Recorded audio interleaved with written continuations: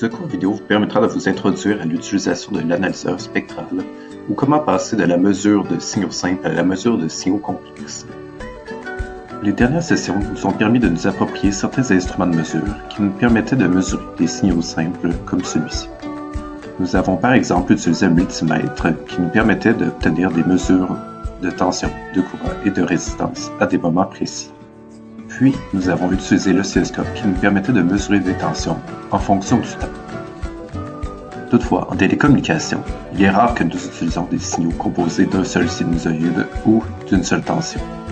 Les signaux transmis sur différents médiums de télécommunication sont composés de plusieurs fréquences et non d'une seule sinusoïde. Cette session nous permettra de nous introduire à ces différents signaux, à les façons de les générer et, évidemment, de les mesurer. L'instrument de mesure principal que nous utiliserons cette session-ci est celui-ci, l'analyseur spectral. Maintenant, allons en laboratoire pour apprendre à utiliser l'analyseur spectral auquel vous aurez accès. La première étape consiste à ouvrir l'analyseur spectral. Et maintenant, il faut attendre quelques moments.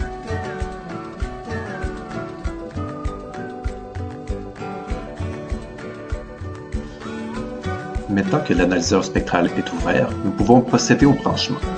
L'utilisation d'un adaptateur N-mâle à BNC femelle est nécessaire. Sur le connecteur BNC, il est ensuite possible de brancher un câble BNC banane pour prendre des mesures sur une plaquette d'expérimentation ou encore un câble BNC à BNC pour être branché directement au générateur d'ondes, par exemple.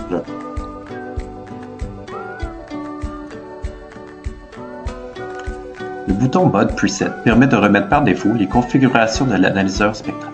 Cela peut être très utile lorsque vous ne vous retrouvez plus dans vos configurations.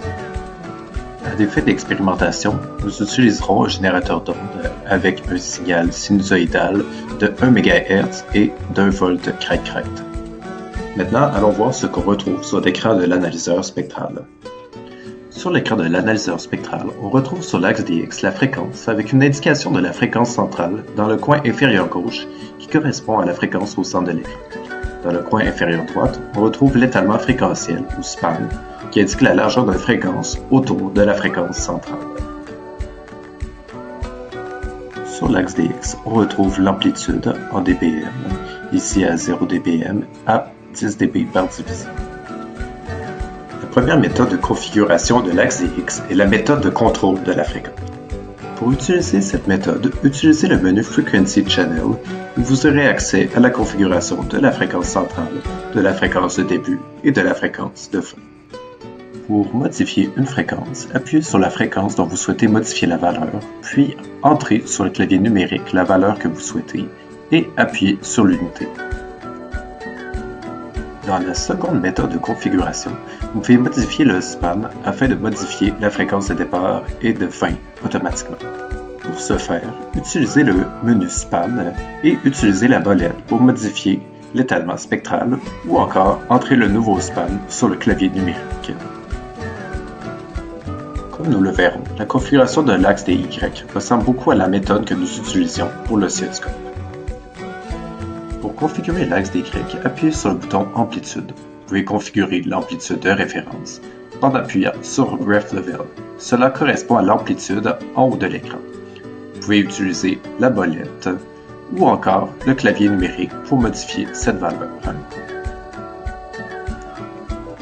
Pour modifier l'échelle, appuyez sur le bouton Scale et utilisez la molette ou le clavier numérique pour modifier la valeur.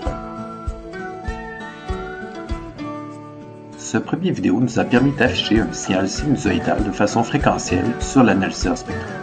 Dans la prochaine vidéo, nous verrons comment prendre des mesures à l'aide des curseurs et prendre des captures d'écran.